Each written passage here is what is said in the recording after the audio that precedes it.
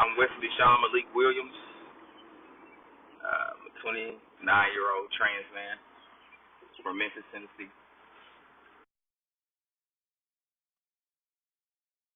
She was in the 11th grade, and then go to the 12th. Her and my niece, Anita, and my niece Jamie came by the house, and they had something to tell me, which I had little ideas, but I just hadn't completely accepted. And they told me that she told me she was gay. I thought I was just a masculine lesbian, and so that's what I proceeded to tell my mom. But I knew it was more than just presenting as, a masculine lesbian. I had did a little bit of research and found a few trans guys off this old website called Down and Link, which was like a dating site / blog for trans, gay, lesbian, bisexual. And I would see trans men, but I didn't really have the vocabulary for it or didn't know where to start to do the research. But I understood it from the perspective of trans women. And so there were more trans women and how they were able to process from male to female than it was from female to male. It's books and things of that nature. I want to say this was around the time Cher, the musician's son, had a documentary or his book came out about his transition. And so I had planned to get the book for my mom, but I was trying to talk to her about it. And I was at Southwest at this time. And I was trying to talk to her about it, and she didn't really understand it. And she was like, no, like she was shut off from it, like no. And so I tried to communicate with my dad about it, and he was kind of shut off from the idea too, because he was just like, we finally accepted you as a masculine lesbian. What else could you, want, or what else could you possibly do? At that moment, it was hurting me really bad. Not the strength that she was gay. The most thing that hurted me was society.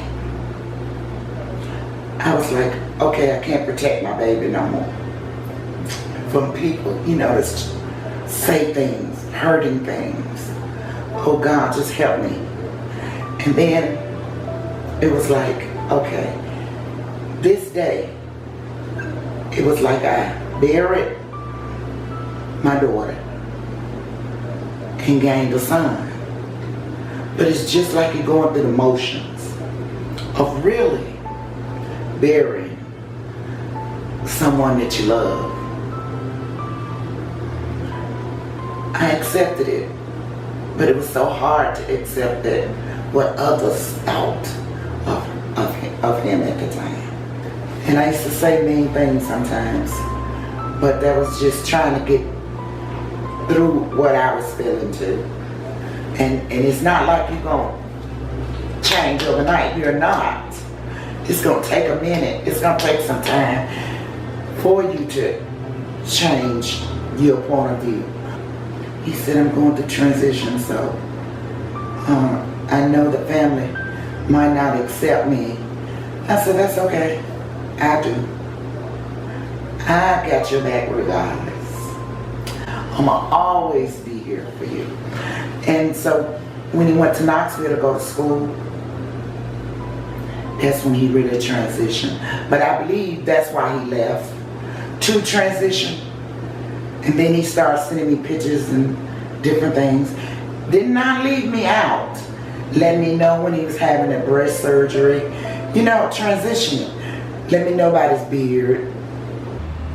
I had these kind of awakening moments where I was like, I can't present as a masculine lesbian. I need to transition. And the first one of those moments was when I was about 21, 22, and I signed up for Navy boot camp. And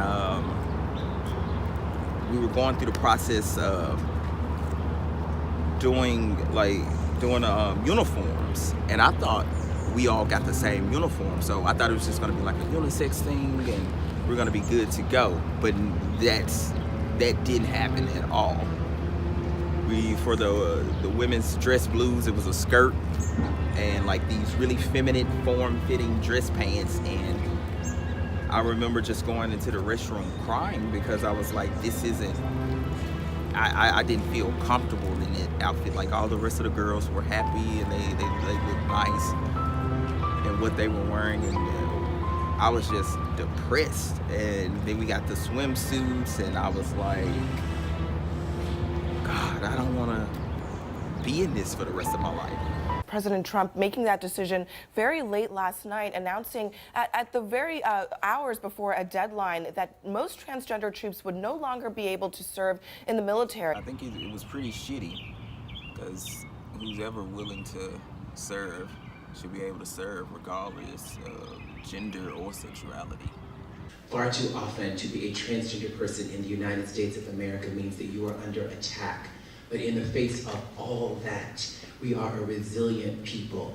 In the face of all that, we continue to pursue our dreams. In the face of all of that, we continue to fight and assert our right to exist in our truth in public space.